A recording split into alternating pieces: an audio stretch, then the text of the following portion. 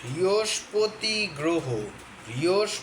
গ্রহ যদি দেখা যায় যে আপনার ছকে দুর্বল, আপনি প্রতি পদে পদে অপমানিত হবেন, আপনার সঠিক চাকরি হতে চাইবে না।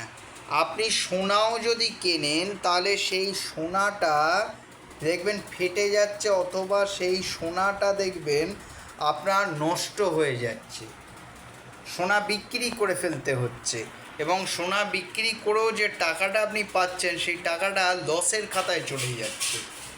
বৃহস্পতি গ্রহ খারাপ হলে এই পরিণতিটা হয়।